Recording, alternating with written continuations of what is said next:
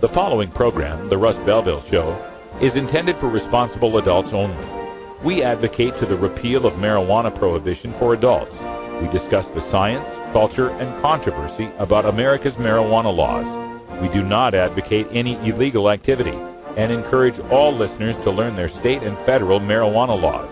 Opinions and claims made by guests and advertisers on The Russ Belville Show are their own, and The Russ Belville Show cannot be held legally responsible for their validity or reliability. Viewer discretion is advised. You take a seed, you plant it, you grow it, you dry it, you roll it, you smoke it.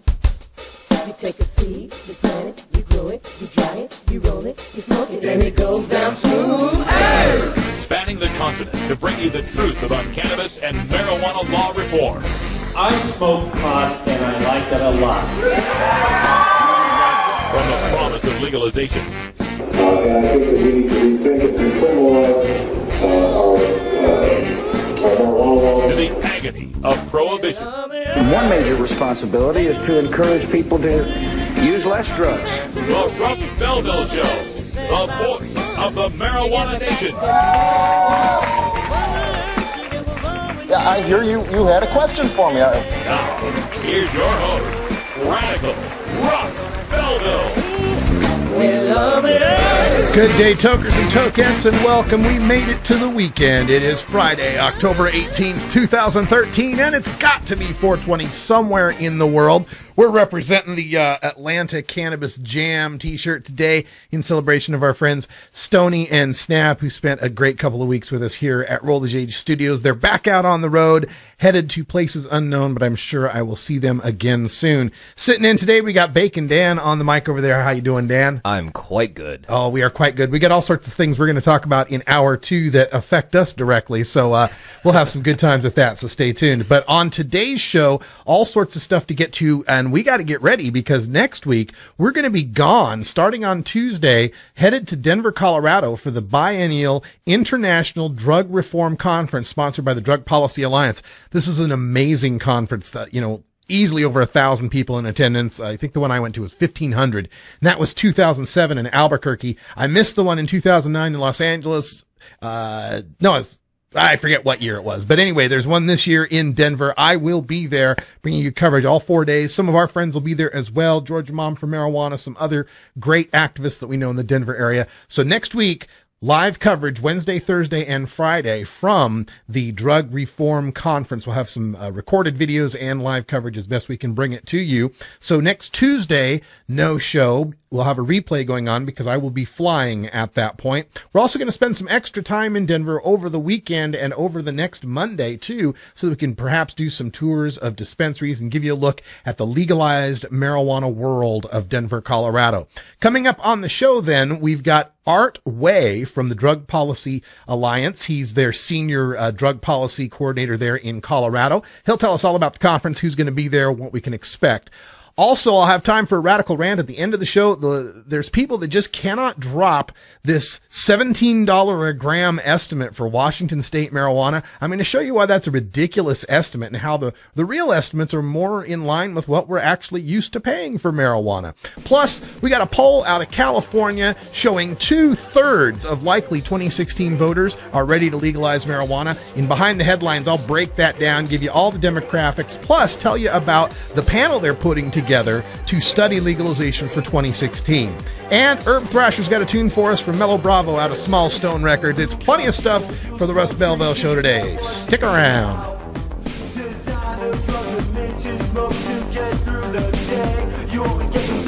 We'll be right back after these messages from our 420 friendly sponsors. Support these advertisers because their ad money goes straight to the Russ Belville Show. You're tuned into the Russ Belville Show, the voice of the marijuana nation.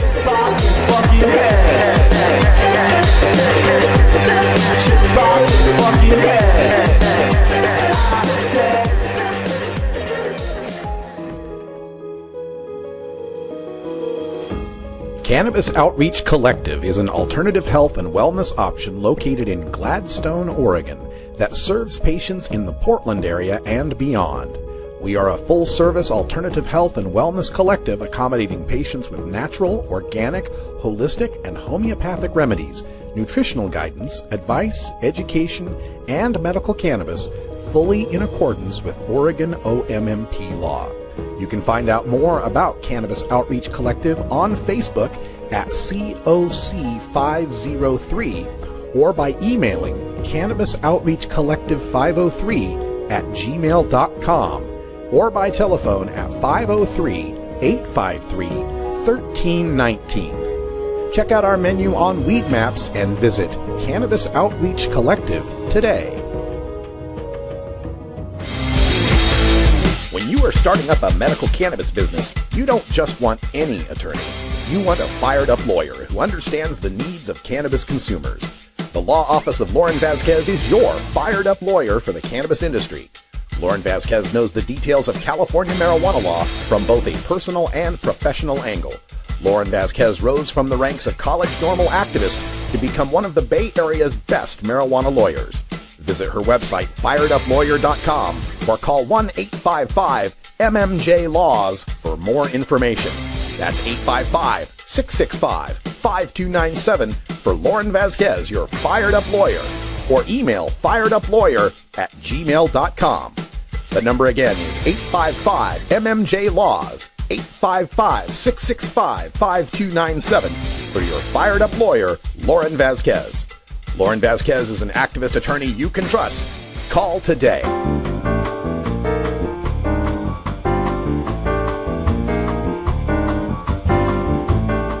This is your 420 Radio News for Friday, October 18th, 2013. I'm Russ Belville. Nearly two-thirds of Californians support legalization, from hightimes.com. California Lieutenant Governor Gavin Newsom and the representatives of the American Civil Liberties Union announced on Thursday the results of a new poll which shows nearly 2 out of 3 likely 2016 California voters support the legalization of marijuana for adults. The pollsters from Tulchin Research called 1,200 voters by landline and mobile phone to measure their support for a legalization proposal that would maintain prohibition for minors, establish state-regulated stores, ensure DUI penalties, and raise $1 billion for the state. 65% of poll respondents supported such a proposal, with a plurality of 46% strongly supporting legalization. Less than a third, or 32%, opposed legalization, with 3% undecided. Newsom called the press conference to also announce the formation of a panel that will study various proposals for marijuana legalization with an eye toward the 2016 election. John Morgan coughs up serious cash for medical marijuana ballot measure, from the Orlando Sentinel. Orlando trial lawyer John Morgan said this summer he was prepared to spend a lot of money financing a ballot initiative to legalize medical marijuana use in Florida. The latest campaign finance records show Morgan and his high-profile law firm have contributed $400,000 to the People United for Medical Marijuana campaign. Nearly two-thirds of the total $644,000 the group has raised through September, with $250,000 of that coming in the last 3 months. Morgan said Friday that volunteers were collecting about 20,000 signatures a week, and he planned to return to using paid signature gatherers next week. The final budget could surpass $2 million. Morgan's group has also collected enough signatures officially, 105,000 of the required 683,000 to make the 2014 general election ballot, to trigger Supreme Court review and economic analysis of its financial impact to the state, which is underway. Committee drafting medical marijuana rules considers testing, from the Oregonian. The panel charged with crafting rules for Oregon State's medical marijuana retail industry continues to grapple with complex policy questions on security, whether municipalities can opt out of the dispensary law, and cannabis testing. The group, which met Friday for the second time, also discussed potential fees, which are supposed to cover the cost of enforcing program rules. Rob Bovet, the Lincoln County District Attorney, suggested dispensary operators pay an application fee of $1,000 and an annual licensing fee of $5,000. The committee on Friday did not settle on a final recommendation.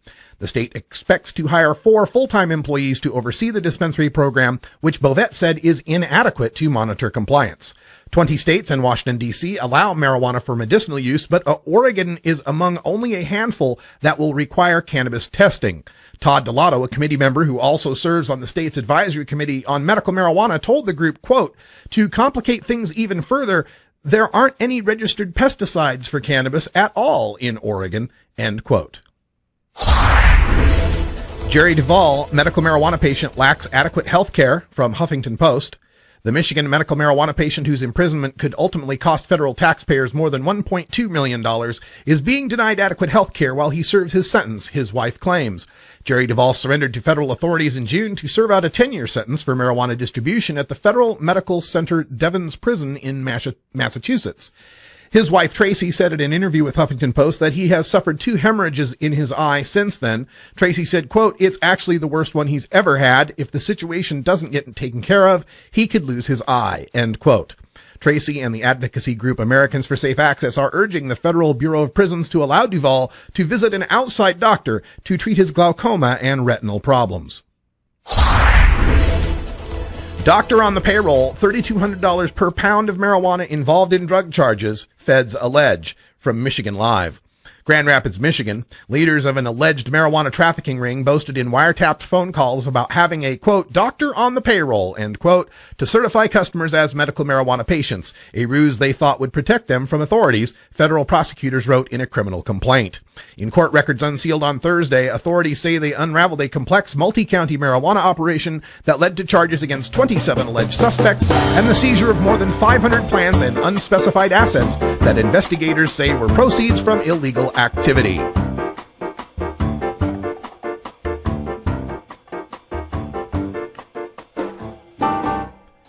This has been your 420 Radio News for Friday, October 18th, 2013. I'm Russ Belville. When we come back, we go behind the headlines to take a look at those California poll numbers on legalization and the membership of the panel that will be discussing legalization for 2016. You're listening to The Russ Belville Show on 420radio.org. We'll be right back.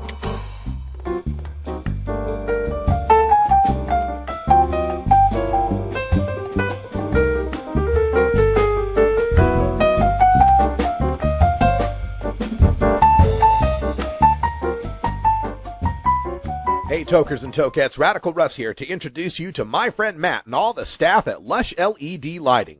Growing plants indoors can be a rewarding hobby, but electricity bills can go through the roof.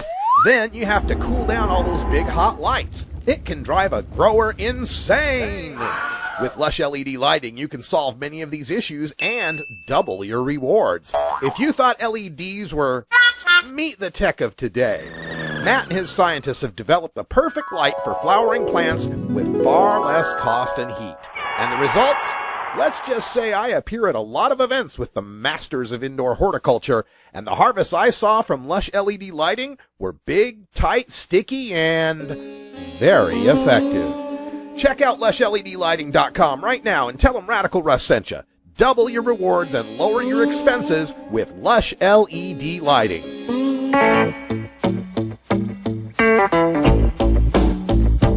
I'm a reefer smoking man. Wood Pipe Smoke Shop and Speakeasy is your source for cannabis community gear in southern Wisconsin. Owners Brian and Tammy Wood are located in Kendall, just outside of Madison, and they've got everything for the smoking enthusiast, including a full assortment of pipes, water pipes, hookahs, bubblers, one-hitters, and so much more. They're open noon to 8 p.m. Monday through Saturday and can help you with your detoxification therapies as well. Call 608-466-7473 or email woodpipes@yahoo.com for more information.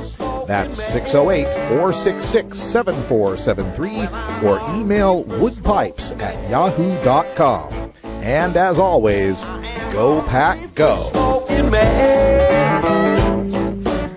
Marijuana legalization is always on at 420radio.org. Make sure you join us for our 5 p.m. Pacific prime time lineup, opening Monday nights at 5 p.m. with Stony Sundays and our good friend Coral Reefer.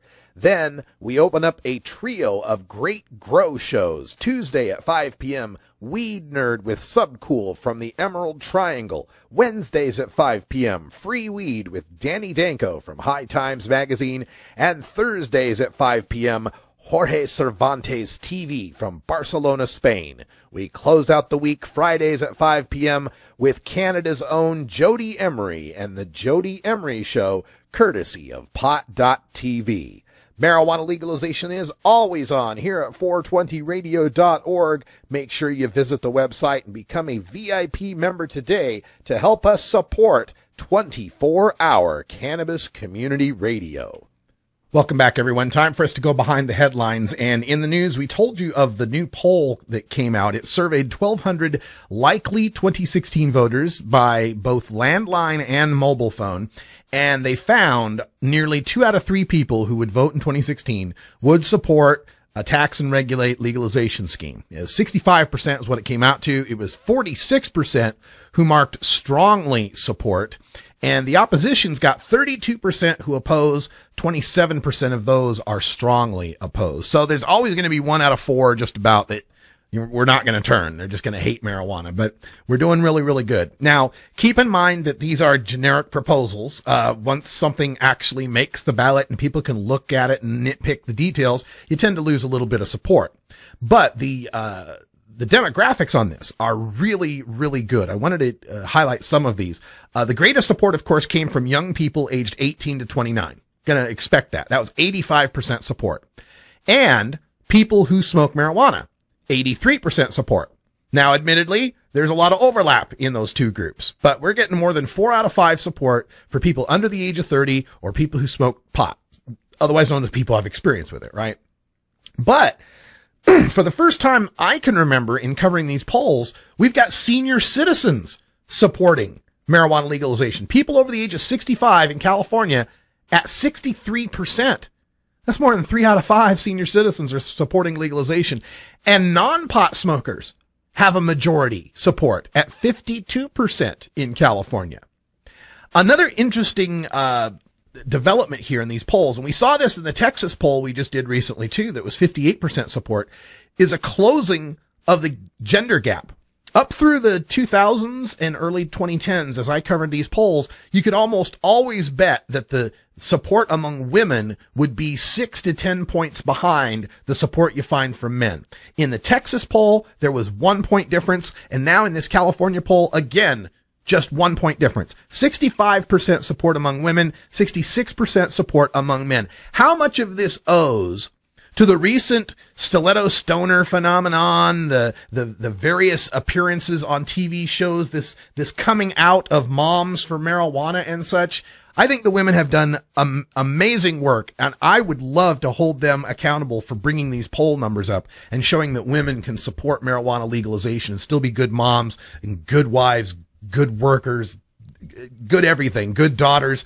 This is a beautiful, beautiful thing. Because once women support legalization, this game is over. The only demographic, I mean, they looked at racial demographics. Support was like over 55%, 60% in all racial demographics. Every age demographic supported. Lowest age demographic to support it were people in their 40s. And that was still at like 50 to 53%. The only demographic they could find that opposed this, Republicans. 47% support among Republicans, 50% opposition.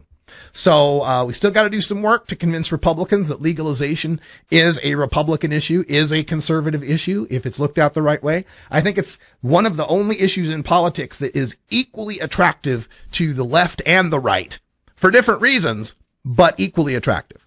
Now, they put together this panel. They're putting together a panel to study legalization. That was the other thing that they brought forth in this press conference that the Lieutenant Governor Gavin Newsom was holding. And some of the people that are going to be on that panel are some people we know quite well. Allison Holcomb from the American Civil Liberties Union of Washington, who helped get legalization passed up there in Washington State. She's on the panel. Denver University law professor Sam Kamen, who's on the task force for Colorado. He's on the panel. But they've also got a couple of law professors on the panel. They've got Keith Humphreys, a former drug czar's office flunky, kind of another kind of Kevin Sabet. He's on the panel. A couple of past presidents from the California Society of Addiction Medicine are on the panel. A sheriff from Santa Clara County, Sheriff Lori Smith, will be on this panel. So it's going to be interesting to see what comes out from this panel. And of course, they also mentioned that there are 2 initiatives that are gathering signatures for the 2014 ballot, the Jack Harrer initiative and the open source initiative. We're going to talk about those in hour 2 because I got some opinions on 2014 in California. But right now, we've got important work to do.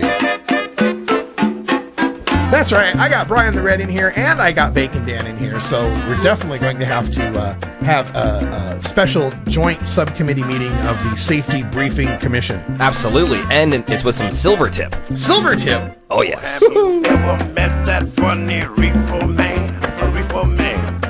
Have you ever met that funny reefer man? A reefer man. If he said he swam to China, he would sell you South Carolina. Then you know you're talking to that reefer man. Let him bring in the beat. Adam Hand of Handmade Apparel produces quality custom designs for t-shirts, hats, and other apparel. Handmade Apparel is the official design shop for 420 Radio, the Russ Belville Show, Ganja John, and Cascadia Concentrates, among many clients who rely on Adam Hand for everything from short-run custom projects to full-run clothing lines. Adam's meticulous designs are individually crafted and screened in vibrant high-definition color. Visit handmadeapparel.biz to browse the selection of handmade gear or to get a personal quote for your own designs. Handmade Apparel, a proud supporter of 420radio.org.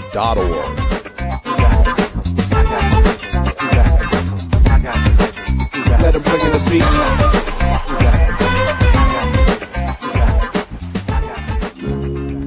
beat. Georgia. Hi, this is Willie Nelson, and I need your help. Alcohol prohibition didn't work in the 20s, and marijuana prohibition isn't working today. It's time we stop arresting law-abiding citizens because they prefer marijuana over alcohol. Nearly 2,000 Americans are arrested every day on marijuana charges. We're unfairly destroying the lives and careers of hundreds of thousands of people each year simply because they smoke marijuana. These are not criminals. They're average citizens like you, good neighbors who work hard, raise families, pay taxes, and contribute to their communities. We need your help to end marijuana prohibition once and for all. It's the fair thing to do. For more information, contact NORML, the National Organization for the Reform of Marijuana Laws. Call toll-free 888-67-NORML or visit their website at norml.org.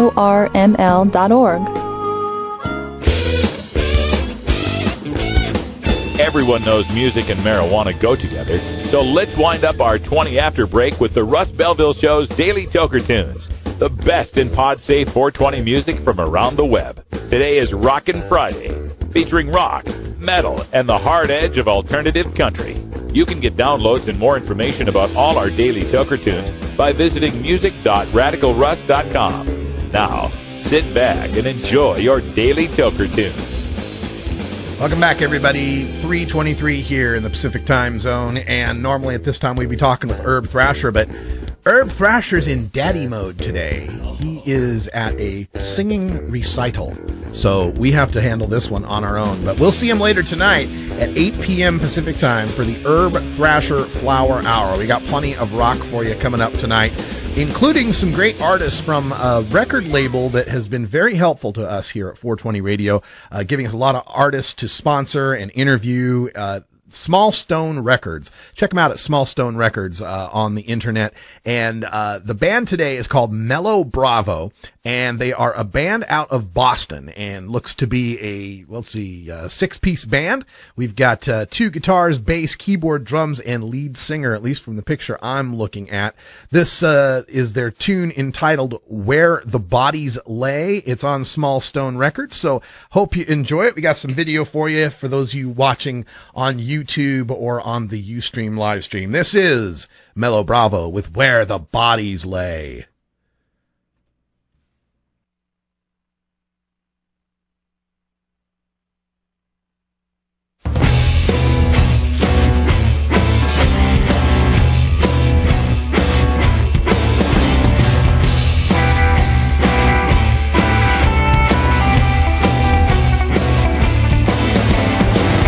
Let's be complete.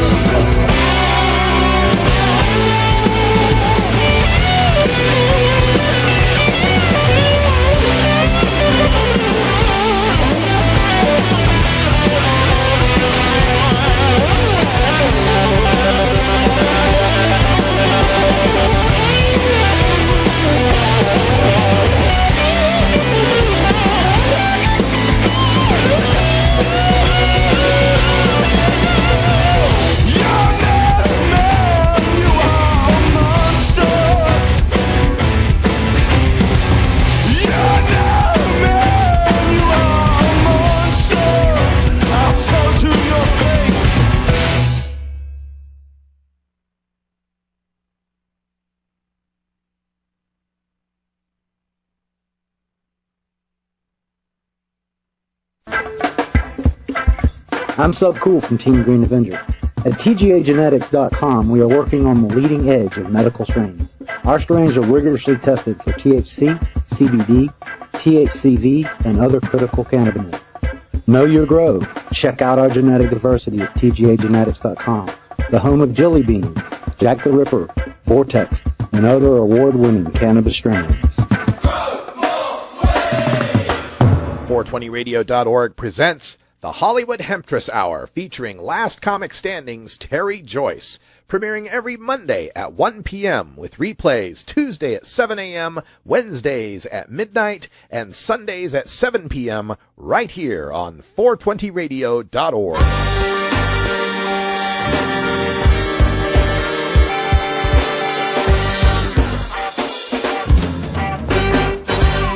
Activism begins with ACT. The Russ Belville Show features the stories of hardworking grassroots activists working for an end to prohibition in today's activist agenda. Welcome back, everybody. 29 after the hour, and we're going all the way to America's cannabis capital, Denver, Colorado, to speak to our next guest. Art Way from the Drug Policy Alliance is joining us. Art, welcome to the show. Hey, thanks for having me, Russ. I'm a big fan, actually. Well, Appreciate thank you. Thank you so much. And thank you for taking our call, because, you know, we get so busy doing the show here, and I looked up on my calendar and went, oh my God, I'm getting on a plane next Tuesday. I got to head to Denver for this conference. Tell folks about what we're doing next week in Denver, Colorado. You know, we're basically pitching a tent and inviting all drug policy reformers from across the world and the country, and especially Colorado, to discuss drug policy reform and, you know, talk about where we've been, where we're going, what we'd like to see. So it's basically like an international revival of drug policy reformers, sort of like a family reunion, you know, marijuana reformers, criminal justice reformers, harm reductionists, legislators, students. We're all going to hang out and discuss drug policy reform here in Denver, October 23rd through the 26th.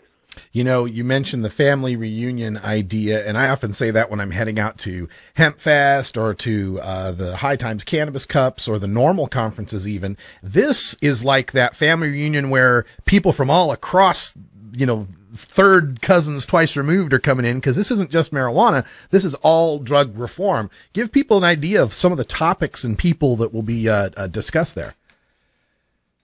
Yeah, you know, we will be discussing, you know, PTSD, psychedelics, you know, whether psychedelics can take advantage of sort of the messaging and the same thing that we saw with marijuana reform regarding marijuana as medicinal, and whether or not, you know, psychedelics could take off in the same way and use that for PTSD and other issues.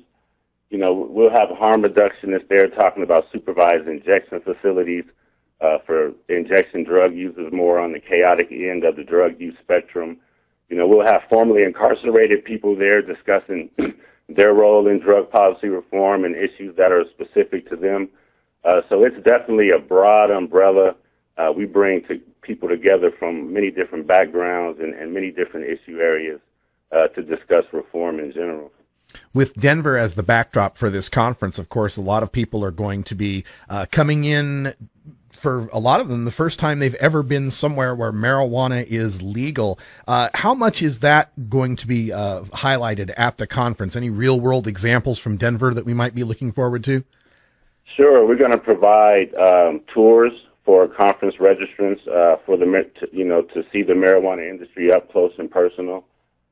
You know, members of Marijuana Policy Project, National Cannabis Industry Association, Vicente Cedarburg here in Colorado will be hosting community sessions on Saturday to discuss the industry and to discuss the history that was made here in 2012. So, yeah, that's a big part of it. And, you know, marijuana is always a big part of our reform conferences. You know, marijuana reformers, you guys travel well, you make a lot of noise, and it'll be no different this year, but we'll actually definitely have something concrete to celebrate and something to show people once they get into town. I like us being referred to like we're the fan base of a college football team at bowl season. Well, they travel well.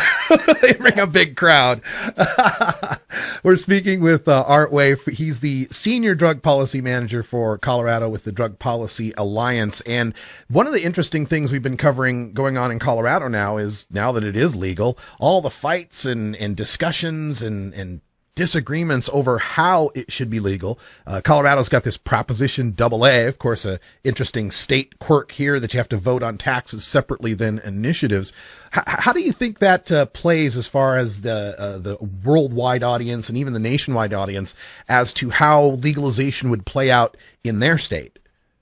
Well, it's a complex issue, and there's many different angles and many different things that need to be addressed when you talk about taxing and regulating marijuana and legalizing marijuana. You mentioned Prop AA. Written in Amendment 64, there was a provision that stated our General Assembly should send a tax referendum to the vote of the people the following year. And that's what Prop AA is. The General Assembly came together during our last legislative season and worked on an initiative, and that was the basis of Prop AA. And, it once again has kind of divided the marijuana community. The General Assembly decided to add a special sales tax of 10% to what was already written into the initiative regarding a 15% excise tax or wholesale tax. So, the marijuana community is broad. It has a lot of different ideologies and a lot of different paradigms, and Prop AA has once again kind of split the community in two. Many people are in support, many people are not. But we'll see what happens. Fortunately, even if Prop AA doesn't pass, implementing legislation has ensured that there is enough money for regulation to continue with Amendment 64. Yeah, it's interesting watching this develop and how differently it develops between Colorado and Washington State, where higher taxes are already written into the initiative and how people are dealing with that. But I think it's good news now that we're talking about the details of how to be legal rather than whether or not we should be legal. Absolutely, and we cannot, lose sight of the decriminalization aspect of this. We have basically, Colorado and Washington, reduce the harms for marijuana users within those states for adults over 21. And, that stuff is in play right now. And, details regarding the tax and the regulatory aspect, that's definitely cherry on top. You don't want to legalize without providing people a legal way to obtain marijuana.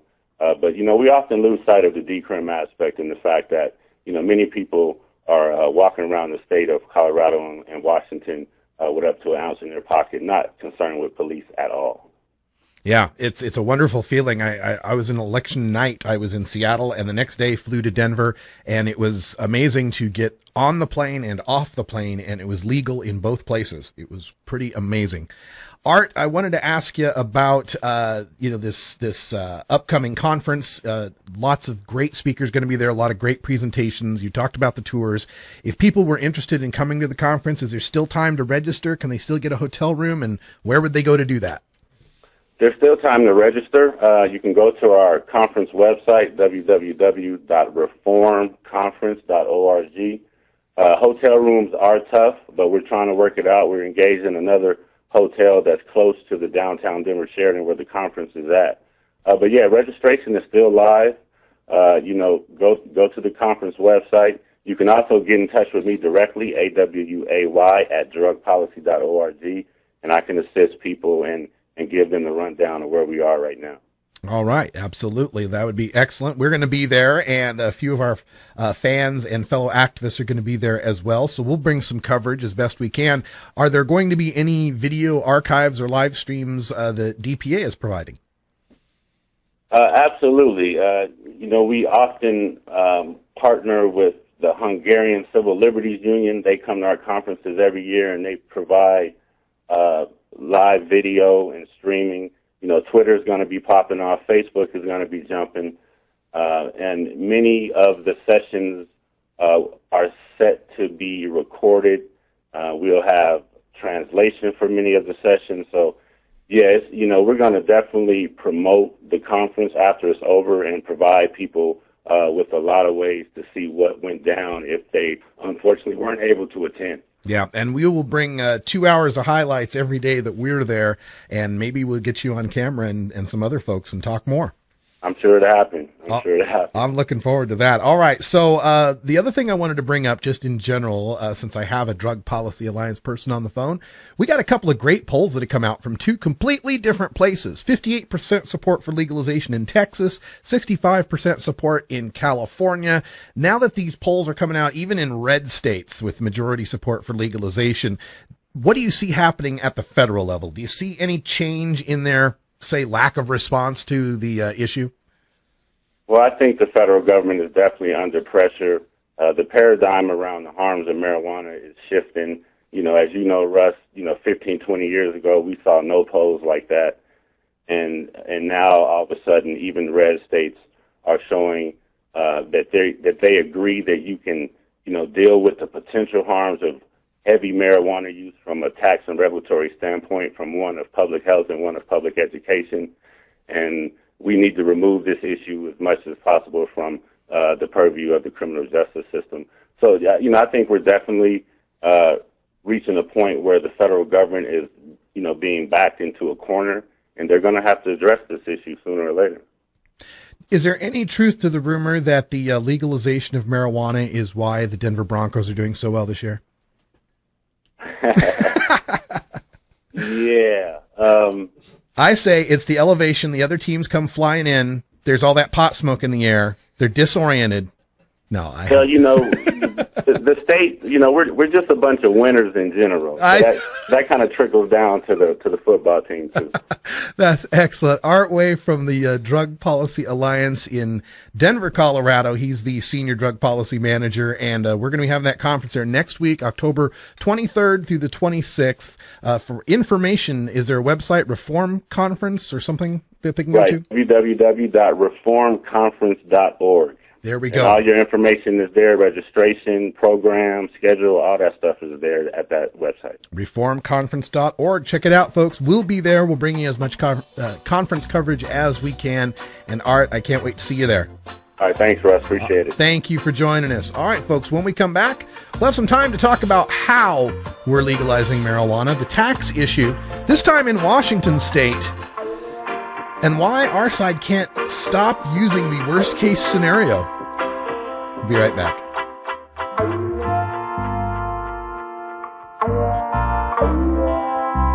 We'll be right back after these messages from our 420 friendly sponsors. Support these advertisers because their ad money goes straight to the Russ Belville Show.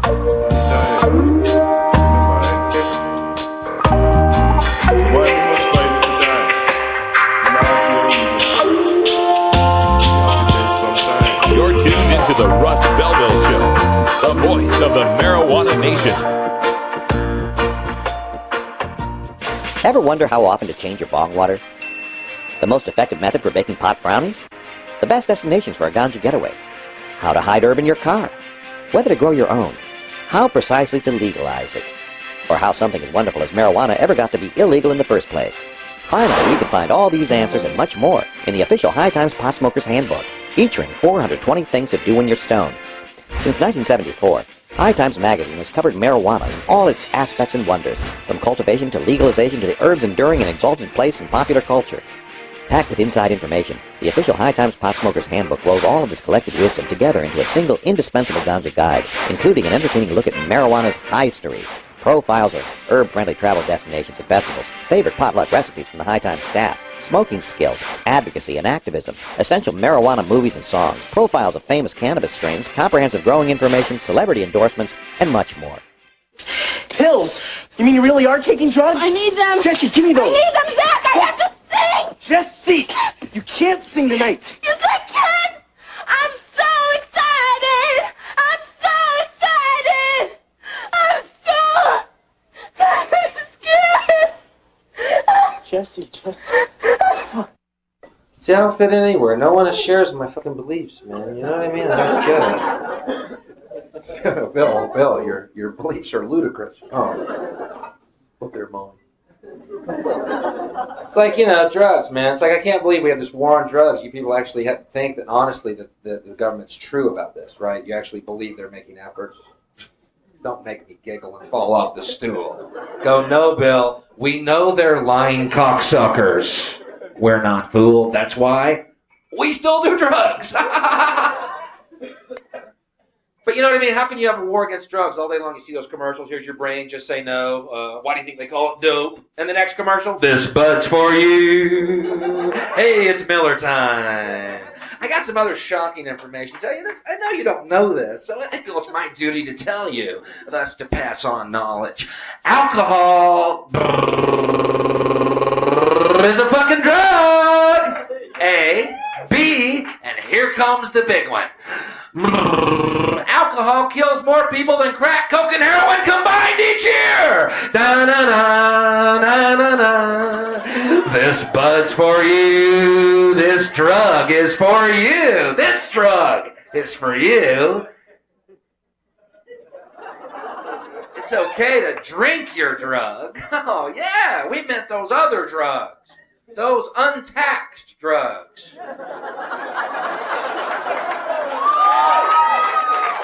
Those are the bad ones, or you knew that, right? Come on. Yeah, you did. And thank God they're taxing alcohol, man. It means we have those great roads we can get fucked up and drive on. Man, thank God they're taxing this shit, huh? We'd be doing donuts in a wheat field right now. Thank God we're on a highway. Woo!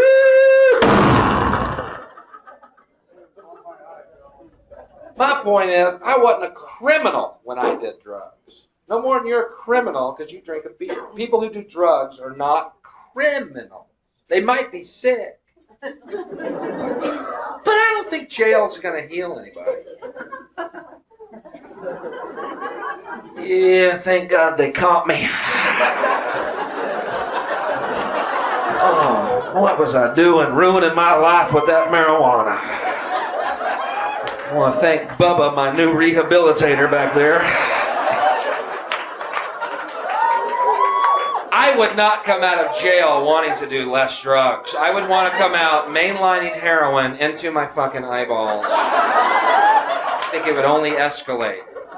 Which, by the way, I think all evidence points to that. Okay, I deal only in facts. That's why I'm a cocky fucking bastard. My life is infinitely better now that I've quit taking drugs. But my life would be infinitely worse had I ever been arrested for taking drugs. You want answers? I'm as mad as hell, and I'm not going to take this anymore. You want answers? You have offended my family. I think I'm entitled. You want answers? I want the truth. And you have offended a Shaolin temple. You can't handle the truth. Surely you can't be serious. I am serious. And don't call me Shirley. Radical rant. Today for the rant, I wanted to take a look at the proposed taxation in the state of Washington that's garnered a lot of attention from activists on our side. You know, the Denver folks are upset about a 10% and 15% scheme, while in Washington state it's 25, 25, 25. Now, I'm in agreement that those levels of taxation are probably a little high. However, as we go about fighting this issue or discussing this issue on either side, I would just appreciate if people would use some of the facts that have been found in here instead of trying to find the worst case scenario to defend a proposition. So whether you're pro or anti on this, I hope you at least take to heart my point. The exhibit that begins this rant is a latest article from Jacob Sullum, who writes for Reason.com. Now, gotta understand, Reason is the libertarian website, and perhaps that colors a little bit how this coverage comes across. I found it reprinted in Forbes.com. Now, Forbes, of course, the magazine of the very rich. Okay, so here's the line. It says, according to the Associated Press, the piece is entitled, Washington's Goal for State Licensed Pot Shops. Just 25% of the market? Okay. And so this is the quote. The board hopes the sale of legal pot will capture about 1/4 of the total pot market in the state for starters. End quote. And the idea here, of course, being that, they're going to capture 1 out of 4 pot smokers, because some of the other pot smokers will be medical. Some will still be on the black market and won't leave it. And that's the point they're trying to make here in this article, where he says, that's a remarkably unambitious goal to just capture 1 out of 4. But Washington is imposing hefty taxes and strict regulations on marijuana, and the liquor board's consultants project it will cost 2 to 3 times as much in state licensed stores as it does in the black market. That's what I want to talk about in this rant. This continued reliance on the Botech analysis, Mark Kleiman's group, the consultants there for Washington State, where they're picking out this number, this $17 a gram number, and using it to distort this argument about the taxation. I'm going to go right to the analysis. I got this pulled up because you know me, I look shit up. And let me see if I can get a screen here that will give us a look. This is the spreadsheet that they're playing with here, where they're pointing out the price structure. And let me pull this down to where it's the $2 a gram number. Here we go. So they're pointing out the price structure of an oversimplified vertical structure and production costs at $2 per gram. Let's see if we can get more of that on the screen. And as you can see, they calculate the $2 for the original price, and then 25% tax brings that up to $2.50. And then the markup of 100% brings that to $5. And then another 25% brings that up to $6.25. And then another 100% markup brings up to $12.50. And then a 25% tax brings up to $15.63. And then the 8.75% sales tax brings the price of a gram of marijuana up to $16.99. That's the shocking information that we pull off. And this is where, Sullum and other people that have been writing about this issue have been getting the scare figure from, is this price structure, where they show the $16.99 per gram, which indeed, if that is what marijuana would cost in Washington State, would be pretty exorbitant.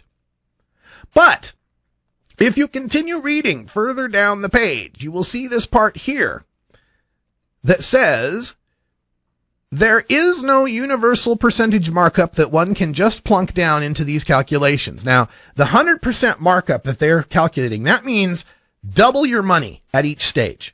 That means the processor or the retailer getting double their money. A review of retail markups across 53 sectors find an enormous range of average markups from 14% for gas stations with convenience stores to 139% for optical goods. That would be glasses. So there's a range of what markups could be. How very interesting. For example, if we replace the arbitrary assumptions of a 100% markup with the processor markups typical of a dairy, 34%, and retail markup typical of beer, wine, and liquor stores, 31%, then the numbers would look very different. The projected retail price would be less than half as high, $7.46 versus $16.99 per gram. So what I want to know is why, when they do these reviews, do they keep going with the 100% markup, as the analysis admits is a completely arbitrary figure, and not going with markups that are more akin to what you'd actually find in business. 34% for a dairy. Do you think really that operating a dairy is more or less expensive or time consuming or labor intensive or regulated than a pot farm? I'm asking because I don't know. Maybe 34% is a little high. Maybe it's a little low. I don't know. But what I'm saying is, if we assumed everybody stayed with those 100% markups and weed was costing $17 a gram for weed, they're not going to capture 25% of the market. They're going to capture very little of the market, because I ain't buying $17 a gram weed when I can get it almost anywhere for 10 or less. So wouldn't then these producers and processors and retailers with no business coming in be forced to reduce their markup from a double your money 100% markup down to something more reasonable like a 33%, and bringing that weed down to $7.46 an ounce, or a gram, $7.46 a gram? Wouldn't $7.46 an ounce? Wouldn't that be nice? That would. But and this goes into, now those are the simplistic models that they pulled out. There's a much more complex model that they put together here in figure 5 that's on page 20 of their analysis. And on this figure, they've got all sorts of different possibilities between infused products and if we had standard this, or if it was a more boutique brand, if it was the cost-conscious, Walmart weed, or if it was your Courvoisier of cannabis, whatever it might be. They came up with a bunch of different estimates, which I can show you right here. And I rarely see these referred to, where your gram tax summary is down there in the $3 to $10 ranges, and the price to consumer as low as $9 a gram. Right there, $9.41 a gram. Some more expensive. The prestige price, $10.98 a gram. Okay, $11 for prestige marijuana, and then the $16.89 shows up when it's the touch price, which is the wholesale versus retail kind of stuff. Infused products, standard versus prestige per gram, down to $2.20 a gram for some infused products. Why do we never hear anyone referring to these numbers when they talk about this Botech analysis? Instead, it's cherry picking that $2 a gram production price and that $17 a gram retail price that they keep talking about, because they're just anti-tax. It's a reflex. It's, oh my God, it's a tax, it's bad, and we must oppose it. Which is fine. Oppose the tax if you think it's too high. I'm cool with that. But don't distort the data that you're using. Don't cherry pick the big bad, worst case scenario without also mentioning there are scenarios in there where the price of weed comes in pretty much to what the price of weed is today in Washington State or Oregon. That's what I've got this problem with. And the other part of the analysis, $2 a gram to produce marijuana, really? See, there's 28 grams in an ounce. That's $56 an ounce to produce. Now, in talking to Mark Emery and other people I know who are grow experts, they've told me they can get their production down to $25 an ounce, $12.50 an ounce if they got, bigger rooms to be able to pull this off. So in a legal scheme where you can have huge warehouses and industrial everything going on. Now, admittedly, there'll be cost for testing, cost for labor, cost for benefits. So I'm not saying it's going to necessarily be cheaper than black market, but it's going to cost twice as much to produce in the legal scheme as it does in the current black market scheme. I think that $2 a gram production cost is going to come down. It can't not come down as better production techniques, better work, all of that comes into play. Economy of scale comes into play.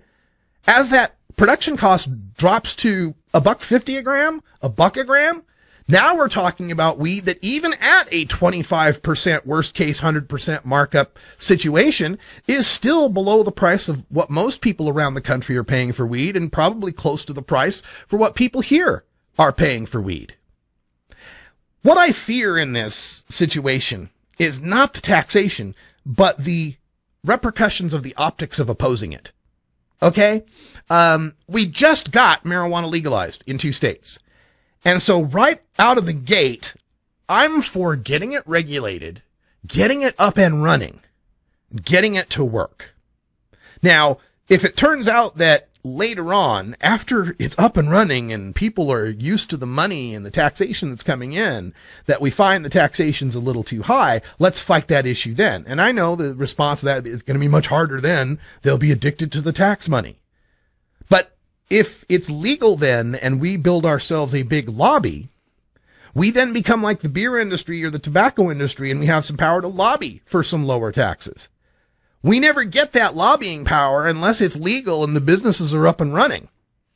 And if marijuana in its first year that it's legal becomes a Wild West headache for cities and regulators, and the promises we made about, tax and regulate, help fix our schools don't come true, that's going to make it all that much harder for the next state in a somewhat more conservative area to try to pass a marijuana legalization and to try to use that rhetoric of tax and regulate. It's going to be a lot harder if they can't turn to that, if it's been proven to be false in Colorado or Washington. Now, I will admit, I have more sympathy for the anti-tax movement in Washington than I do in Colorado. Much more sympathy for 2 major reasons. In Colorado, you can grow your own. If you think those taxes are too high, Protest it the best way you can. Overgrow the government. Grow your own. When they find they can't sell it in the stores, but people are still using as much as they've ever used, then they'll have to do something about the taxes. And considering that you can keep the proceeds of all your harvests, you could bank up a whole bunch of weed. And you can gift an ounce to anyone. So, look, not a whole lot of compassion on my side, especially with some of the shenanigans that's gone on. Robert Corey just filed the political statement for, he got caught for saying marijuana has zero value, right? So he didn't have to declare what, the pot cost that he gave away, the 4,000 joints, right?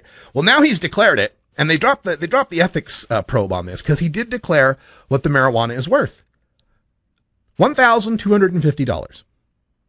Apparently, 4,000 joints in Denver, Colorado are worth $1,250. And if you do the math, that's 32 cents a joint. So I am looking forward to my flight next Tuesday to head to Denver, Colorado, where I can get joints for 32 cents. I'm sure they're all around. Sure, there's plenty to be found. Lots of 32-cent joints out there, right? Well, we'll see. Hey, folks, that's all the time we got here for Hour 1, but stay tuned for Hour 2, Toker Talk Radio. Bacon Dan's here. Brian the Red's here. I got a special Canadian kind of thing for Bacon Dan. We played it on Thrasher Sports, but it needs more wider coverage, so we're going to play it here on Friday. Also, I've got a stupid prohibition story that involves prison pussy. I'm talking about a cat. I can't believe you, Dan, you and your sick mind. So we'll talk about that in Hour 2 as well. And then your calls at 971-533-7111, where you are the voice of the Marijuana Nation. Hey, folks, that's all the time for Hour 1. Thanks for joining us for Bacon Dan and Brian the Red. I'm Radical Russ. Till next time, take care of each other, tokers.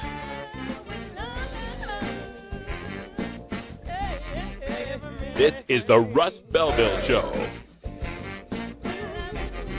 The Russ Belville Show is blogging and podcasting daily at radicalruss.com.